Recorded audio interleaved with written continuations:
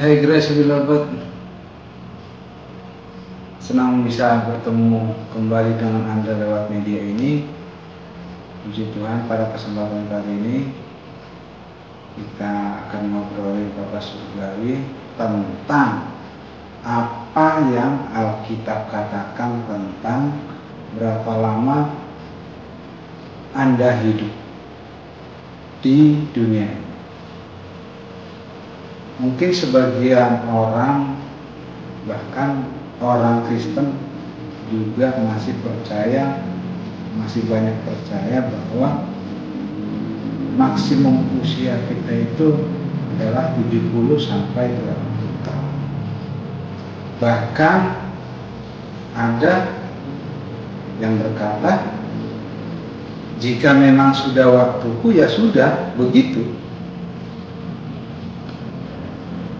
Bagaimana jika Anda duduk di sebuah pesawat yang dipiloti oleh seorang pilot yang sudah waktunya sudah tiba? Haruskah semua penumpang ikut mati untuk mengikuti waktu si pilot itu? Atau apakah secara sadar atau tidak sadar Anda mengharapkan umur normal menurut statistik, yaitu 70 sampai 80 tahun? Tahukah Anda umur 80 itu bukan untuk orang yang hidup di bawah kasih karunia. Itu batasan umur untuk orang yang hidup di bawah murka Allah. Mazmur 90 ayat 10 mengatakan, masa hidup kami 70 tahun, dan jika kami kuat 80 tahun, dan kebanggaannya adalah kesukaran dan penderitaan, sebab berlalunya buru-buru dan kami melayang lenyap. Coba perhatikan ayat sebelumnya, ayat 9 dan sesudahnya, ayat 11. Ayat 10 diapit di antara gemas dan murka Allah. Mazmur 90 ayat 9. Sungguh segala hari kami berlalu karena gemasmu. Kami menghabiskan tahun-tahun kami seperti keluh. Mazmur 90 ayat 11. Siapakah yang mengenal kekuatan murkamu dan takut kepada gemasmu? Kita hidup di bawah kasih karunia. Kita bukan orang dunia yang berada di bawah gemas dan murka Allah. Lalu mengapa Anda ingin membatasi umur Anda menurut standar dunia ini, atau menurut orang yang hidup di bawah murka Allah? Mazmur 90 ditulis oleh Musa. Kita adalah orang-orang yang hidup menurut Mazmur 91. Mazmur 91 ayat 16 mengatakan, dengan panjang umur akan kukenyangkan dia, dan akan kuperlihatkan kepadanya keselamatan daripada. Amin. Kita adalah orang-orang yang berjalan dalam kasih Allah, dan dengan berani menerima yang Dia sediakan. Mazmur 91 ayat 14 sampai 15. Sungguh hatinya melekat kepadaku, maka aku akan meluputkannya, aku akan membentenginya, sebab ia mengenal namaku. Bila ia berseru kepadaku, aku akan menjawab. Aku akan menyertai dia dalam kesesatan. Aku akan meluputkannya dan memuliakannya. Perhatikan, panjang umur yang disebutkan di Mazmur 91 adalah bagi orang yang berbahagia, penuh sukacita dan kedamaian, yang dengan berani merapat dalam pelukan penuh kasih dari Allah kita yang Maha Pengasih. Tidak disebutkan berapa lama ataupun berapa tahun. Itu tergantung kepada keinginan kita, dan Allah menghormati keinginan kita. Simpelnya begini, mungkin sebagai orang tua duniawi yang penuh dosa, Kita pastinya, tentunya menginginkan anak-anak kita adalah panjang umur, sehat, berlimpah rezeki. Benar demikian? Apakah Anda sebagai orang tua menginginkan anak-anak Anda mati muda? Saya pikir tidak. Perhatikan, Mazmur 91 adalah untuk orang-orang yang dibawa kasih karunia.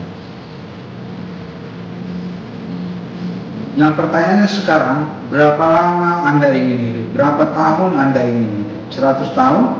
120 tahun? Apakah Anda sudah membicarakannya dengan Allah terkait keinginan Anda itu? Jadi jangan puas dengan yang sedikit, karena Allah menyediakan yang berlimpah. Ini bertentangan dengan pengajaran Kristen tradisional mengenai kedaulatan Allah.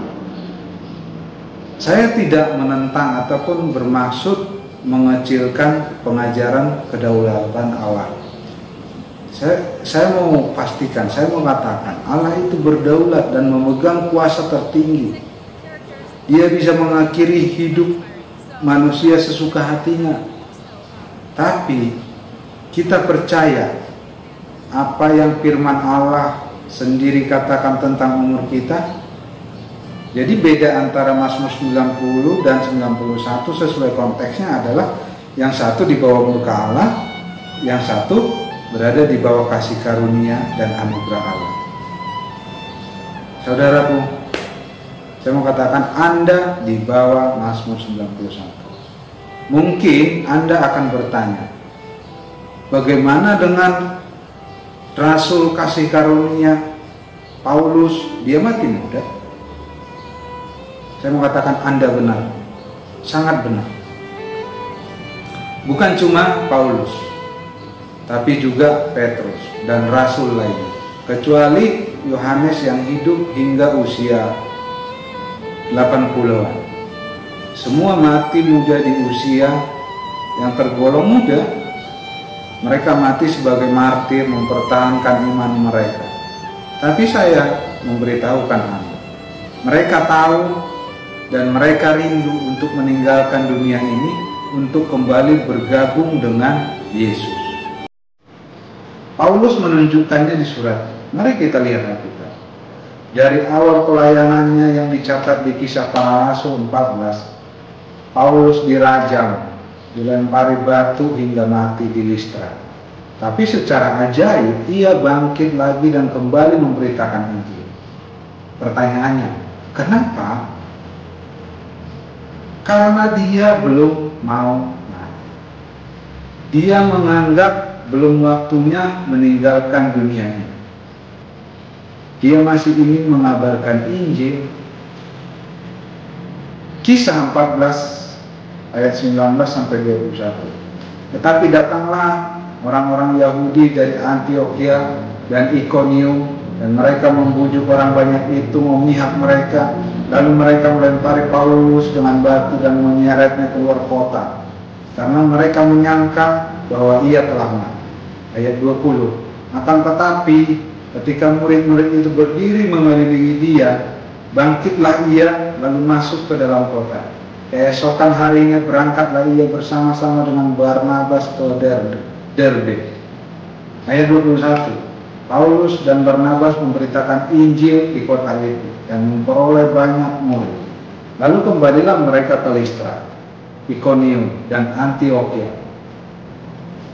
Bukan hanya itu, kejadian yang dialami Paulus di suratnya yang kedua untuk orang Korintus. Ia menulis dia disesah seperti yang dialami Yesus. Didera, dipukuli dengan tongkat kayu, dilempari batu, mengalami kapal karam, selalu dalam bahaya dirampok dan bahaya lain, tapi dia tidak mati. 2 Korintus 11 24 sampai 27. 5 kali aku disesah orang Yahudi, setiap kali 40 kurang 1 pukulan. Ayat 25. 3 kali aku didera, 1 kali aku dilempari dengan batu, 3 kali mengalami kapal karam. Sehari semalam aku terkatung-katung di tengah laut. Ayat 26. Dalam perjalananku aku sering diancam, bahaya banjir dan bahaya penyamung, bahaya dari pihak-pihak orang Yahudi dan dari orang-orang yang bukan Yahudi, bahaya di kota, bahaya di padang gurun, bahaya di tengah laut, dan bahaya dari pihak saudara-saudara palsu. Ayat 27. Aku banyak berjerih lelah dan bekerja berat. Kerap kali aku tidak tidur. Aku lapar, dahaga. Kerap kali aku berpuasa, kedinginan, tanpa pakaian. Tapi, kenapa dia tidak mati? Karena dia belum ingin meninggalkan dunia ini. Oleh kerinduannya untuk memelihara jemaat. Bahkan di Filipi pasal pertama, Paulus terus terang mengatakan ini seolah dia memiliki kuasa atas maut untuk memutuskan berapa lama ia akan hidup. Dia menghadapi dilema karena baginya kematian adalah keuntungan, sebuah pilihan yang jauh lebih baik daripada hidup di dunia ini.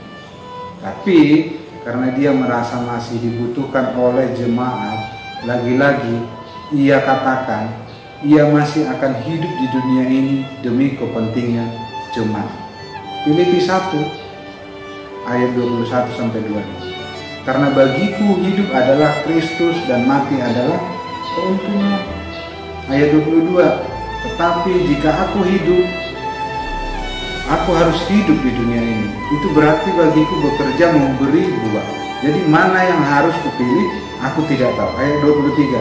Aku didesak dari dua pihak. Aku ingin pergi dan diam bersama-sama dengan Kristus. Itu memang jauh lebih baik. Ayat 24. Tetapi lebih perlu untuk tinggal di dunia ini karena kamu. Ayat 25.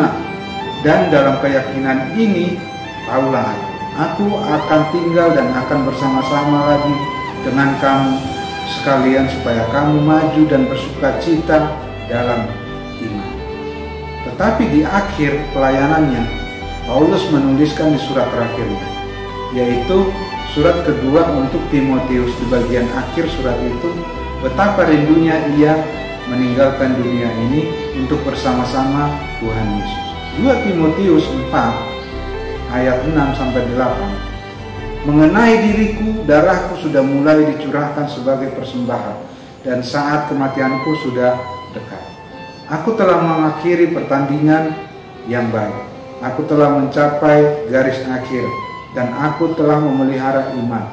Sekarang telah tersedia bagiku mahkota kebenaran yang akan dikaruniakan kepadaku oleh Tuhan, Hakim yang adil pada harinya. Tetapi bukan hanya kepadaku, melainkan juga kepada semua orang yang merindukan kedatangan. Paulus telah menyelesaikan tujuannya di bumi dengan mengakhiri pertandingan yang baik, telah mencapai garis finish dan telah memelihara imannya. Inilah waktunya dia berangkat.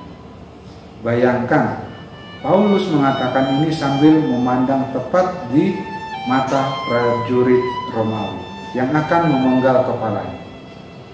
Jangan takut, jangan merasa bersalah. Ini bukan keputusanmu, juga bukan keputusan Nero. Memang waktuku untuk pergi. Benar, Allah itu berdaulat dan penuh kuasa, tapi Dia sangat menghargai kepuasan Anda, menyangkut berapa lama Anda ingin hidup. Jadi, bicaralah kepada Papa Surgawi, berapa lama Anda ingin hidup? 120 tahun? Tapi ingat, Anda akan diberikan umur panjang supaya Anda semakin mengenal Kristus Yesus, seperti yang dinyatakan di ayat 16 Mazmur 91 tadi. Dengan panjang umur akan kukenyangkan dia, dan akan kuperlihatkan kepadanya keselamatan daripadaku. Kata dalam bahasa Ibrani untuk keselamatan daripadaku adalah Yeshua, yang artinya Yesusku. Allah Bapa akan memberikan kepada Anda umur yang panjang untuk menyenangkan Anda, dan Dia akan diperlihatkan Yesusnya lebih banyak lagi kepada Anda. Anda mau menerimanya? Amin. Haleluya. Puji Tuhan.